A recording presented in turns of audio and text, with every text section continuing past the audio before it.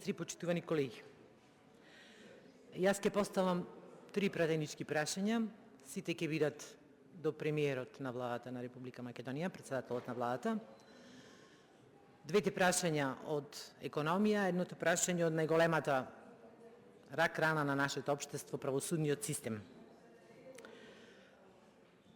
Првото прашање се однесува на минималната плата и она кое што некои од синдикатите го барат, односно бараат минимална плата од 500 евра и изјавуваат дека не се задоволни со сегашното покачување на минималната плата.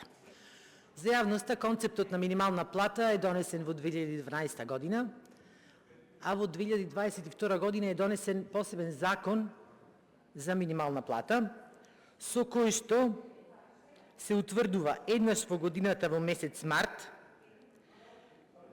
да се пресметува минималната плата во висина од 50% од просечната исплатена плата и 50% од трошоците за живот од минатата година и според еден член од законот не сме да биде помала од 57% од просечната плата.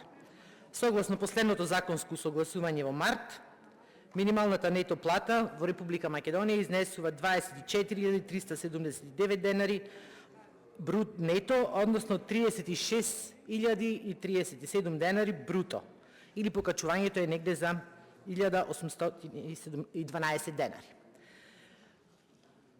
Од една страна, синдикатите го имаат тоа барање, некои од синдикатите, од друга страна, според Организацијата на работодавачи, минималната плата треба да се покачува со пораст на продуктивноста, да биде поона потреба за поголем обем на работа, вложување на инвестиции, технолошка опременост, поголем извоз и така натаму. Се дали концептот вака донесен како закон е добар или не, јас не сум економист и нема тоа да го полемизирам. Меѓутоа гледаме две спротиставени страни. Вие веќе имавте состанок, веќе спомнавте во претходните одговори на кога одговаравте други прашања и веќе спомнавте дека имавте состанок со синдикатите, па моето конкретно прашање на оваа тема ќе биде: кој е вашиот став во однос на барањето на синдикатот за зголемување на минималната плата и да ни кажете нешто, иако во медиумите имаш одредени кратки известувања од тој состанок, меѓутоа ако може да ни кажете нешто подетално што произлезе од тој состанок. Исто така овде само да заборавив да напоменам дека прочитав во еден портал една изјава од председателот на Сојузот на синдикати на Македонија дека ќе биде изненаден, цитирам, ако владата утврди нови членови на Комисијата за репрезентативност на синдикатите.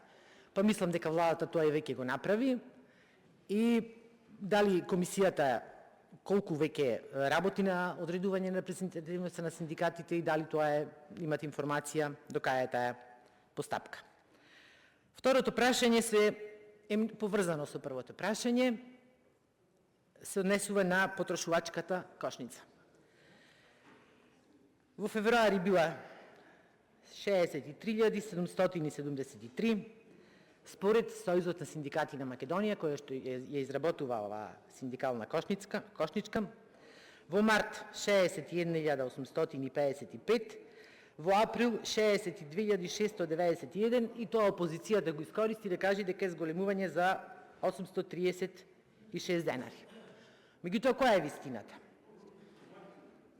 И како мерките кои што ги спроведе владата, економските мерки за замрзнување на трошоците, влијаеле на трошоците за храна.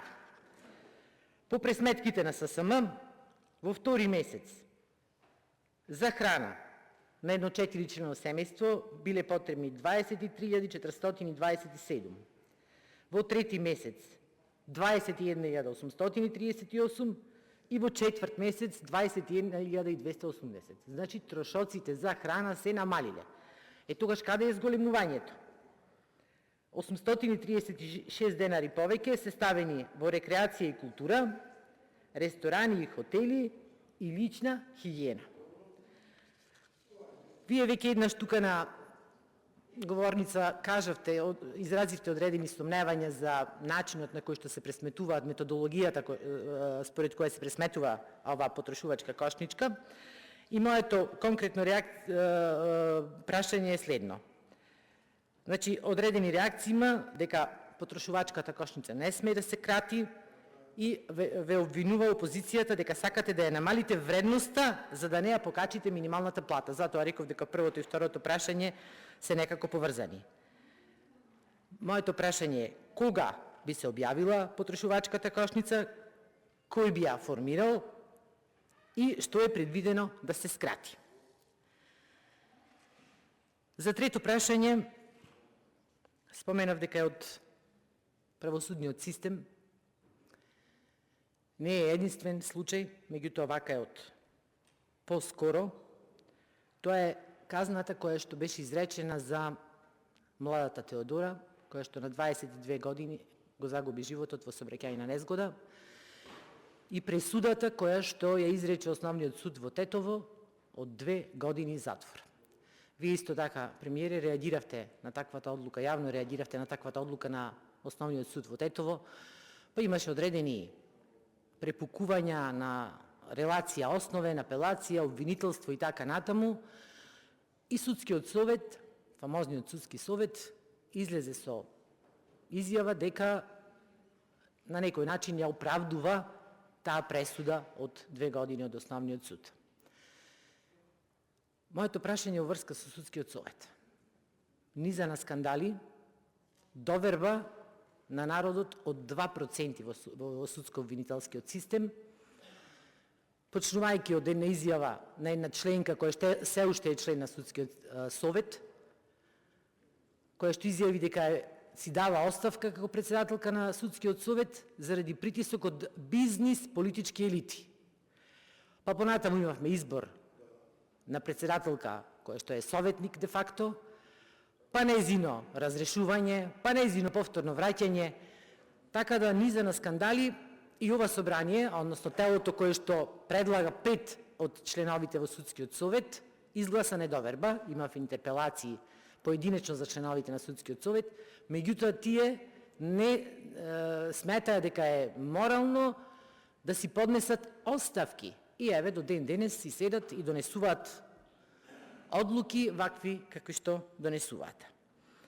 Вие споменавте преди кој ден во медиумите, читавме дека најитни реформи се реформите во судството.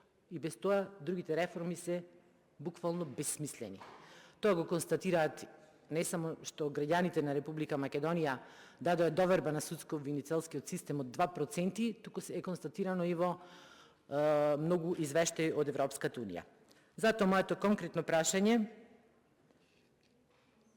дали, како вие ја коментирате работата на судскиот совет и дали ова ваша изјава за малата казна за Теодора ја сметате како една од причини за итно разрешување на членовите на судскиот совет.